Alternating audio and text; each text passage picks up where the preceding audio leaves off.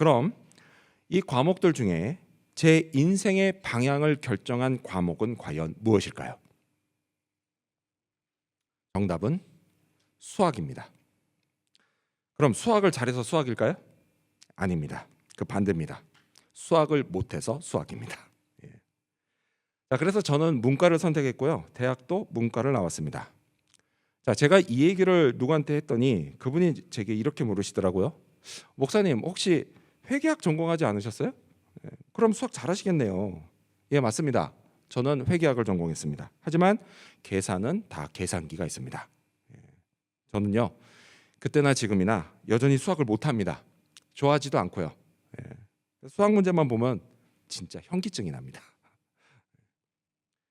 그런데 그렇다고 해서 제가 중고등학생 때 수학 공부를 안 한 건 아닙니다. 하긴 했죠. 그래서 매번 참고서도 샀고요. 나름 열심히 들여다보기도 했습니다. 근데 문제는 제가 참고서에 있는 수학 공식은 열심히 봤지만 실제로 문제는 별로 풀지 않았다는 겁니다. 저는 공식만 알면 문제가 술술 풀리는 줄 알았습니다. 근데 실제로는 해보니까 그렇지 않더라고요. 풀리는 것보다는 안 풀리는 게 훨씬 더 많았습니다. 그래서 그때 깨달았죠. 아, 이게 공식만 달달 외워서 된다고 한 게 아니구나, 되는 게 아니구나. 이걸 깨달았습니다. 이론 아는 것도 중요하지만 그걸 적용하는 게 훨씬 더 중요하구나, 이 사실을 알았습니다. 근데 여러분, 이거는요, 신앙생활도 마찬가지입니다. 우리가 하나님의 말씀을 머리로만 알면 안 됩니다. 그 말씀을 실제 우리 삶에서 적용하려는 노력이 필요합니다.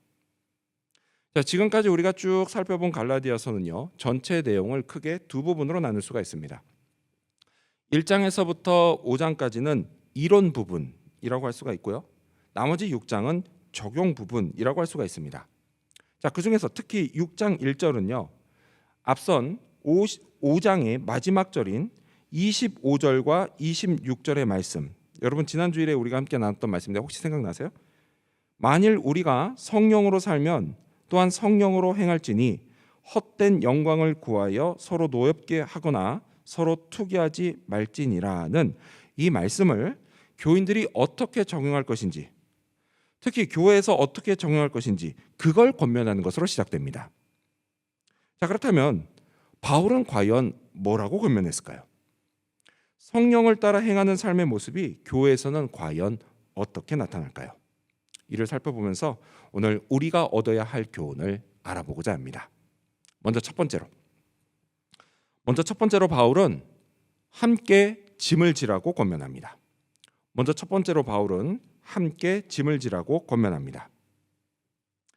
자, 바울은요, 교인들 중에 누가 범죄한 일이 드러나면 이렇게 하라고 말합니다. 1절, 여러분 성경 보시면서 읽겠습니다.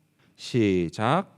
형제들아, 사람이 만일 무슨 범죄한 일이 드러나거든 신령한 너희는 온유한 심령으로 그러한 자를 바로잡고 너 자신을 살펴보아 너도 시험을 받을까 두려워하라. 아멘.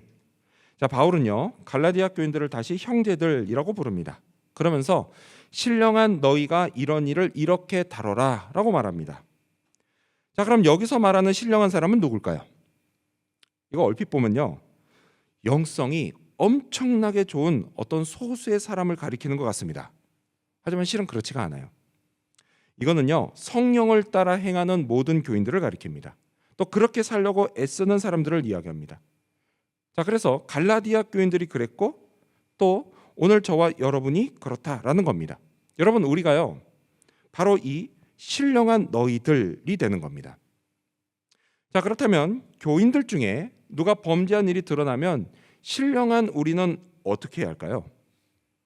자, 이걸 알아보기에 앞서서요, 우리는 먼저 여기서 말씀하는 범죄한 일, 이 범죄한 일이 구체적으로 무엇을 뜻하는지를 알아야 합니다. 그래야만 오늘 본문의 말씀을 바르게 적용할 수가 있습니다. 자, 여기서 범죄한 일이라고 하는 건요, 이게 단순히 어떤 나쁜 짓, 이걸 뜻하는 것만은 아닙니다. 자, 앞선 5장에서 어떤 말씀을 다뤘죠? 어떤 주제였죠? 성령을 따라 행하라는 주제가 쭉 5장에서 진행이 됐습니다. 자, 그리고 이제 6장으로 딱 넘어온 거예요. 그렇기 때문에 이걸 넘어오면서 이 말씀을, 이 성령을 따라 행하라라고 하는 이 말씀을 어떻게 적용할 건지 이걸 말씀하고 있다라는 겁니다. 그래서 이거를 감안해 보면 여기서 범죄한 일, 이거는 성령을 따라 행하지 않은 일, 이거를 뜻하는 겁니다. 즉 뭐예요? 자기 육체가 원하는 대로 유혹에 넘어가서 잘못을 저지르는 것, 그걸 말하는 겁니다. 자, 그래서 그 잘못이 어떤 게 있냐? 5장 때 기억나시죠? 어제 설교에서, 지난주 설교에서 어떤 성적인 잘못일 수도 있고요.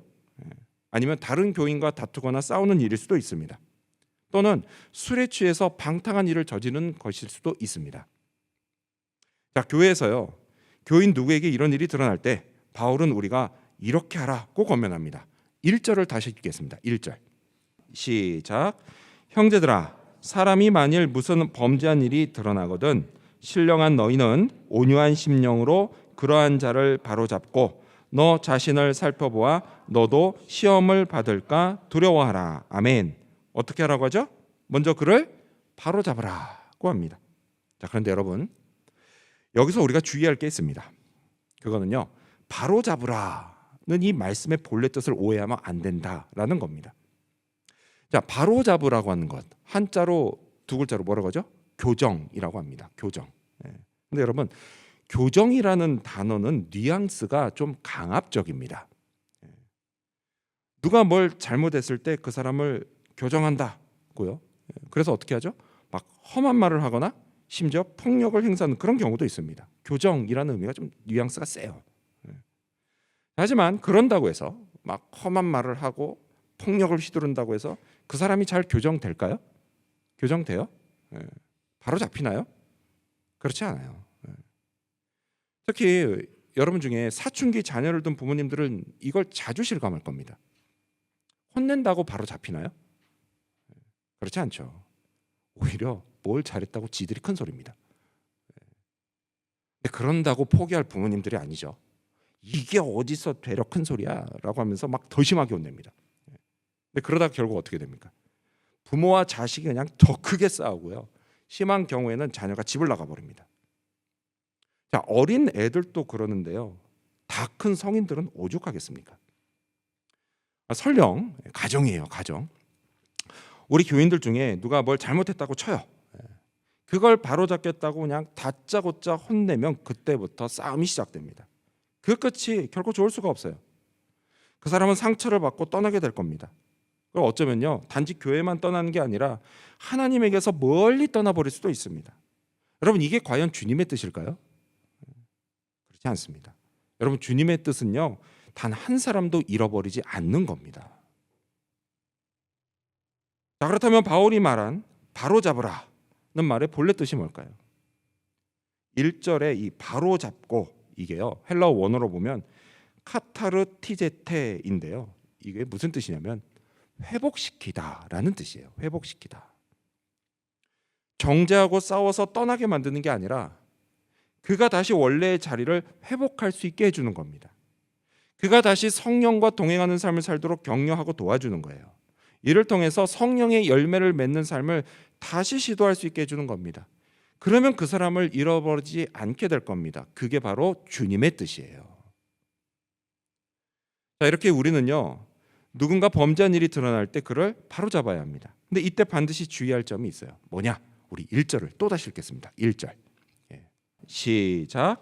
형제들아, 사람이 만일 무슨 범죄한 일이 드러나거든 신령한 너희는 온유한 심령으로 그러한 자를 바로잡고 너 자신을 살펴보아 너도 시험을 받을까 두려워하라. 아멘. 주의해야 될 점 뭐냐? 그건 바로 우리가 우리 자신을 잘 살펴봐야 한다라는 겁니다. 왜요? 우리 안에 죄성이 있기 때문이에요. 우리는요, 그 사람이 회복되도록 도와줘야 한다는 걸 머리로는 알고 있습니다. 배웠으니까. 하지만 내 안에 있는 죄성이 영향을 받아서 나도 모르게 그 사람을 너무 쉽게 정죄하는 잘못을 저지를 수가 있어요.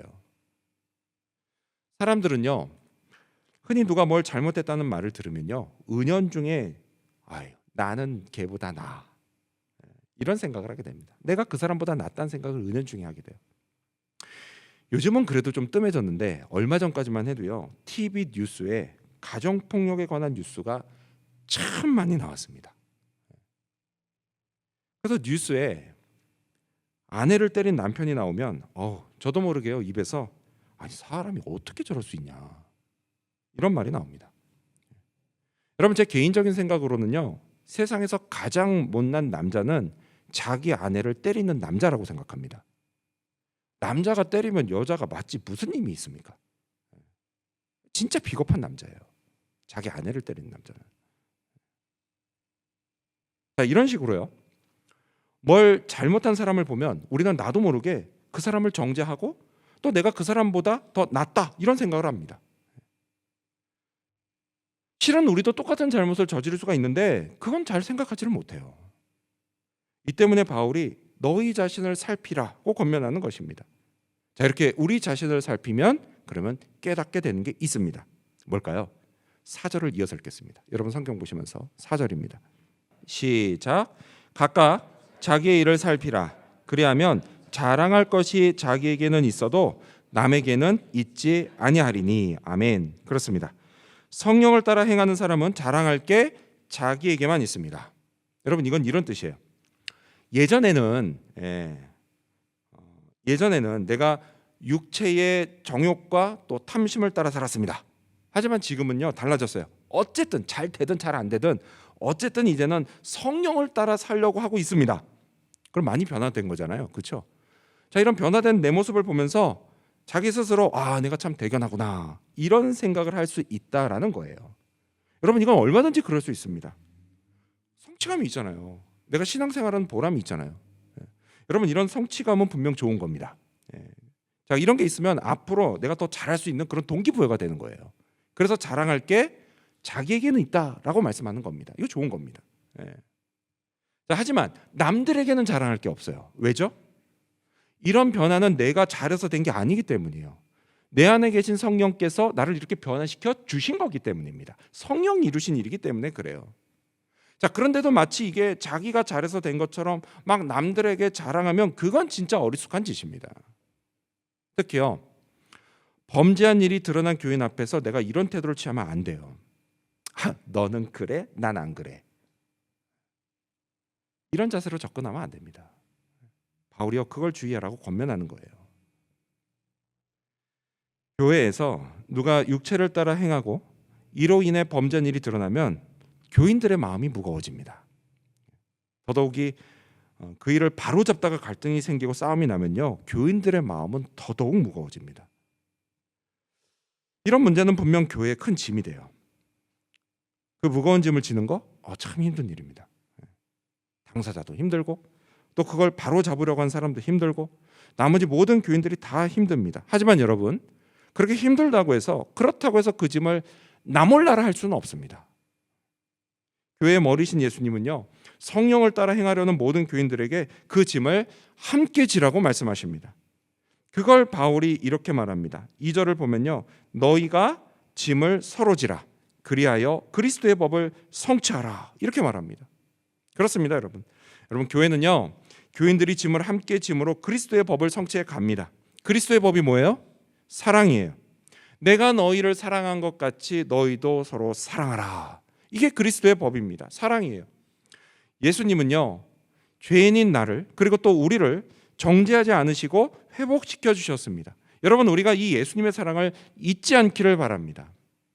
이 주님의 사랑을 기억하면서 형제가 죄로 넘어질 때 그를 회복시켜 주므로 그리스도의 법을 우리가 함께 성취해 가기를 바랍니다. 또 육체의 일로 인해서 불화가 생기려고 할 때 주님의 도우심을 구하며 서로를 이해하고 감싸므로 그리스도의 법을 함께 성취해 가기를 바랍니다. 이를 위해 우리가 함께 기도하며 성령을 구하기 바랍니다. 그리고 순종하기를 바랍니다. 우리 교회는 성령을 따라 행하는 자들의 교회가 될 것입니다. 여러분, 이 사실을 믿으시기 바랍니다. 이러한 믿음으로 짐을 함께 지며 예수님이 기뻐하시는 교회를 만들어가는 저와 여러분이 되시기를 축원합니다. 마지막 두 번째로, 아니 목사님 오늘은 왜 두 개인가요? 그런 날도 있습니다. 네. 마지막 두 번째로 바울은 착한 일을 하라고 권면합니다. 마지막 두 번째로 바울은 착한 일을 하라고 권면합니다. 자, 교회 안에서 성령을 따라 행하는 모습에 관해 바울은 또 이렇게 권면합니다. 7절, 여러분 성경 보시면서 읽겠습니다. 7절 시작. 스스로 속이지 말라. 하나님은 업신여김을 받지 아니하시나니 사람이 무엇으로 심든지 그대로 거두리라. 아멘. 자, 여러분 이 7절에요. 하나님의 불변의 법칙이 나옵니다. 이게 뭐냐? 바로 심은 대로 거둔다입니다. 여러분 우리가요 무엇을 거두냐 이거는요 거둘 때 결정되지 않고 언제 결정돼요? 심을 때 이미 결정됩니다. 자, 그래서 우리말 속담에도 그런 게 있잖아요. 콩 심은 데 콩 나고 팥 심은 데 팥 난다. 내가 콩을 심었으면 거기서 팥을 거두는 법은 없습니다. 반드시 심은 대로 거두는 겁니다. 자, 근데 이 원리가요 신앙생활에서도 그대로 적용이 돼요. 자, 복음서를 보면요 예수님이 이런 말씀을 하셨습니다. 우리가 지난 주일에도 함께 이 말씀을 봤는데요. 마태복음 7장 18절을 보면 좋은 나무가 나쁜 열매를 맺을 수 없고 못된 나무가 아름다운 열매를 맺을 수 없느니라 라는 말씀을 하셨습니다. 그렇죠? 예. 좋은 씨를 뿌려서 자란 좋은 나무에서 아름다운 열매를 거두는 것이고요. 나쁜 씨를 뿌려서 자란 못된 나무에서 나쁜 열매를 거두는 겁니다. 거기서 아름다운 열매를 거둘 수는 없어요. 이게 하나님의 법칙이에요.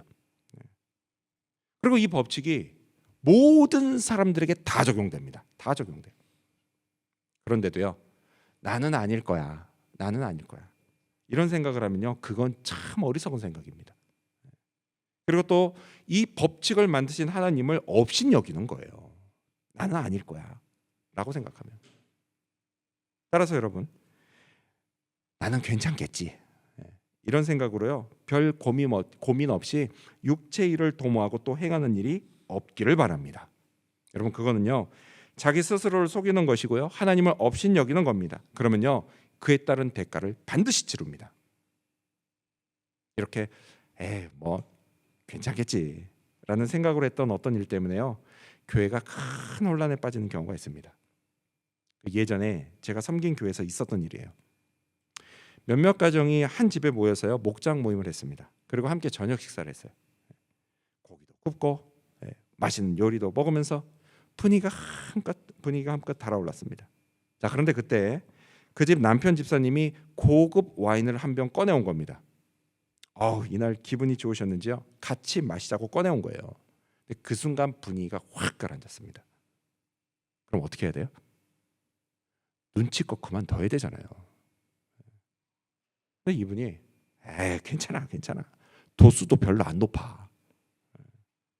그냥 반주로 딱 한 잔씩만 해. 목장 모임도 끝났잖아. 이러면서 끝내 술잔을 돌렸습니다.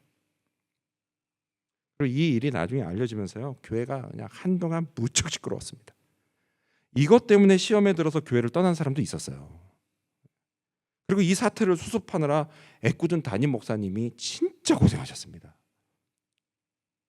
여러분 무엇으로 심든지 그대로 거둡니다. 술로 심으면 술 때문에 생기는 나쁜 것들을 거둡니다. 그러니 늘 주의하시기 바랍니다. 자, 계속해서 바울은 이렇게 말합니다. 8절 여러분 성경 보시면서 읽겠습니다. 8절 시작. 자기의 육체를 위하여 심는 자는 육체로부터 썩어질 것을 거두고 성령을 위하여 심는 자는 성령으로부터 영생을 거두리라. 아멘. 그렇습니다. 내가 무엇을 거두느냐는 무엇을 위해 무엇을 심느냐 여기에 달려 있습니다. 그래서 내가 육체 일을 위해서 심으면 썩어질 것을 거두고 반대로 성령을 위해 심으면 성령을 거둡니다. 자, 특히 바울은요 영생을 거둔다라고 말을 합니다. 여러분 이거 참 중요한 얘기예요. 이런 경험이 세상에 이런 격언이 있는데요. 생각을 심으면 행동을 거두고 행동을 심으면 습관을 거둔다. 또 습관을 심으면 성품을 거두고 성품을 심으면 마침내 운명을 거둔다. 여러분 이거는요 분명 성경적인 가르침이에요. 육체를 심는 것과 성령을 심는 것도 이것과 마찬가지입니다. 여러분 우리가요 육체의 생각을 하면 육체를 따른 행동을 하게 됩니다. 이런 행동들이 육체를 따르는 습관을 만들고 타락한 성품을 만듭니다. 그래서 영원한 생명을 맛보지 못하고 그냥 살게 됩니다. 하지만 반대로요 우리가 성령의 생각을 하면 성령을 따르는 행동을 하게 됩니다. 이런 행동들이 성령을 따르는 습관을 만들고 성령의 열매가 맺는 그런 성품을 만듭니다.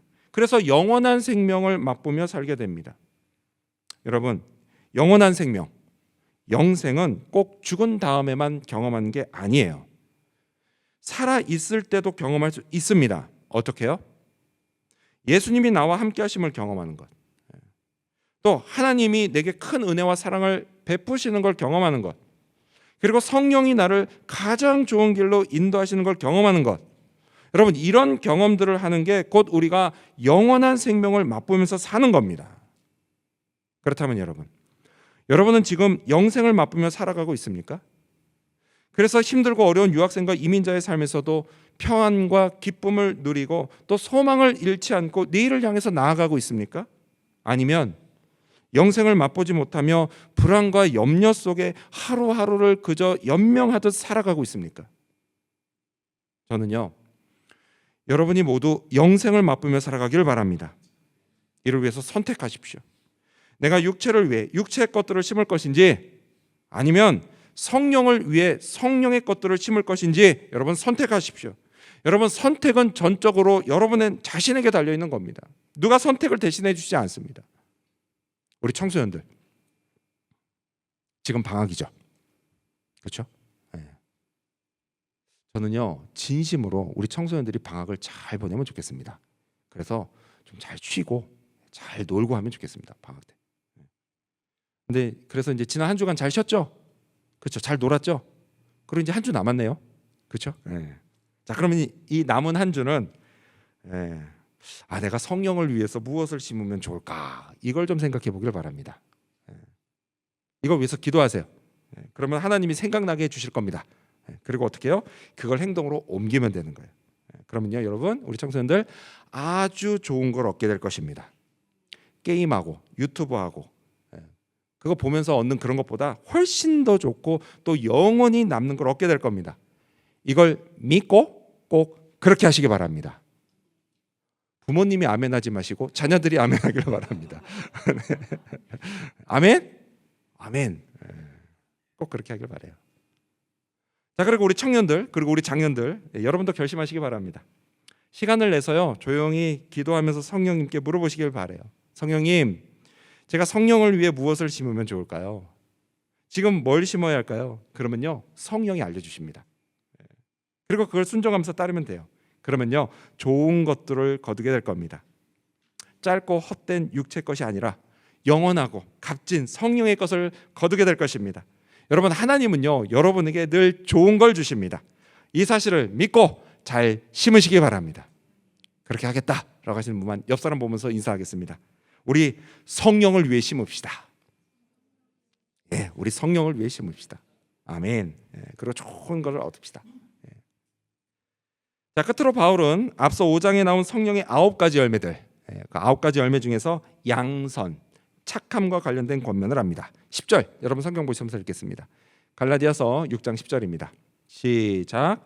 그러므로 우리가 기회에 있는 대로 모든 이에게 착한 일을 하되 더욱 믿음의 가정들에게 할지니라. 아멘. 그렇습니다.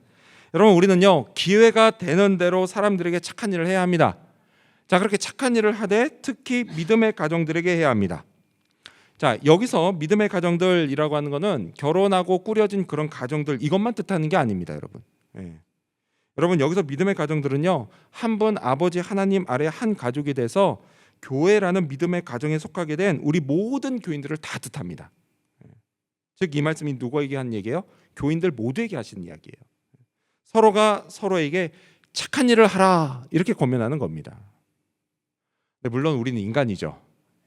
인간인지라 누구는 미운 짓을 해서 별로 잘해주고 싶지 않은 사람이 있을 수 있습니다. 교회라고 안 그럴까요? 그렇지 않죠. 교회도 사람들이 모인 곳인데 그런 사람이 얼마든지 있을 수 있습니다. 따라서요, 어떻게 해야 되느냐? 우리가 예수님을 늘 묵상해야 됩니다. 생각해 보세요, 여러분. 나는 뭐 예쁜 짓을 해서 예수님이 나를 위해 대신 죽으셨습니까? 아니죠. 아니에요. 예수님은요, 우리가 아직 죄인일 때 우리를 위해 죽으셨습니다. 이 예수님의 사랑을 묵상해야 합니다. 그래야 섬길 수 있어요. 하지만요, 때로는 아무리 묵상을 해도 마음이 썩 내키지 않을 때가 있습니다. 왜요? 우리는 인간인지라. 있어요. 그럴 때 어떻게 해야 되냐? 그럴 때는요, 구체적으로 성령을 구하십시오. 성령을 구하세요. 성령이 인도하심을 위해서 기도하십시오. 그리고 성령이 인도해 주시는 대로 순종하십시오. 이렇게 성령을 따라서 다른 교인에게 착한 일을 하시기 바랍니다. 그러면 그런 여러분을 하나님이 알아주시고 여러분을 축복하십니다. 동시에 잘 들으세요. 이것만큼이나 중요한 게 또 한 가지 있습니다. 뭐냐? 그거는 교인 누가 나한테 잘해줄 때는요, 그걸 너무 거절하지는 말아야 한다라는 것입니다. 섬김은요, 이게 베푸는 것도 중요하지만 그걸 잘 받는 것도 중요해요. 근데 우리는 한국 사람들이잖아요, 출신이. 근데 우리 한국 문화가 어떤 문화죠? 이게 한국 문화는 체면 문화라서 그렇게 올 때 이걸 사양하는 거, 그거를 그 미덕으로 여기는 문화가 있습니다. 누가 뭐 해줄까 하면 아니야, 난 괜찮아. 이게 미덕이라고 여겨져요, 한국 문화는. 하지만 여러분, 사양도 이걸 좀 적당히 해야죠. 너무 그러면 안 됩니다. 나를 향한 진심이 담긴 도움과 섬김 있잖아요. 그건요, 잘 받아야 합니다. 받아야 돼요. 그게 진짜 미덕이에요. 그래도 난 좀 그렇다 싶으신 분들은요, 이번에도 역시 예수님을 묵상하시기 바랍니다. 예수님이요, 십자가에서 죽으시기까지 나를 섬기셨는데 내가 그 체면 때문에 그걸 한사코 거절해요. 아유, 예수님 괜찮아요. 그럼 예수님 기분이 어떠시겠습니까? 좋으시겠어요? 그렇지 않잖아요. 따라서 여러분, 우리가요, 서로 잘 섬기기 바랍니다. 동시에 나를 향한 섬김도 잘 받기를 바랍니다. 이렇게 받은 섬김과 사랑을 기억하면서 나도 다음에 누군가를 또 잘 섬기고 도와주면 되는 겁니다. 여러분 다 그렇게 하시기를 바랍니다. 그게 우리를 한 교회의 가족이 되게 하신 우리 아버지 하나님의 뜻입니다. 우리를 구원하신 예수님이 기뻐하시는 일입니다. 이를 위해 여러분 성령을 구하시고 성령을 따라 행하시기 바랍니다. 이런 우리를 통해 교회 안에 성령의 열매가 가득 맺히기를 바랍니다. 자, 끝으로 우리 이 말씀을 함께 읽겠습니다. 스크린 보시면서 읽어볼까요? 9절입니다. 시작. 우리가 선을 행하되 낙심하지 말지니 포기하지 아니하면 때가 이름에 거두리라. 아멘. 그렇습니다. 말씀에 순종함으로 성령을 따라 누군가에게 착한 일을 할 때 때로는 실망하고 낙심할 수 있습니다. 힘들어서 포기하고 싶을 때도 있습니다. 여러분, 누군가를 섬기고 돕는 건요, 분명 이게 마냥 쉬운 일은 아니에요. 그래도 여러분, 우리가 포기하지 맙시다. 그러면 때가 되어 반드시 좋은 결실을 거둡니다. 누군가 예수님을 믿고 구원을 받게 되고, 또 누군가는 은혜를 받아서 주님께 헌신하게 되고, 또 누군가는 이민 생활의 어려움을 극복하게 되고, 또 누군가는 막혔던 진로의 문이 활짝 열리게 되는 등 좋은 결실을 거두게 됩니다. 잊지 마십시오, 여러분. 서로를 향한 우리의 섬김을 하나님이 아십니다. 다 기억하시고 은혜와 축복을 베푸십니다. 이 은혜와 축복을 한 사람도 빠짐없이 다 누리시기를 바랍니다. 이를 위해 우리가 성령을 따라 행합시다. 서로의 짐을 함께 집시다. 그리고 이제껏 잘해온 것처럼 앞으로도 서로를 섬기며 착한 일을 도모합시다. 이런 우리를 통해 하나님이 영광을 받으십니다. 우리 교회를 건강한 교회로 만들어 가십니다. 이 사실도 믿으시기 바랍니다. 이러한 믿음으로 성령을 따라 행하며 좋은 것들을 거두며 살아가는 저와 여러분, 그리고 우리 지구촌교회 모든 성도님들이 되시기를 주님의 이름으로 축원합니다. 기도하겠습니다.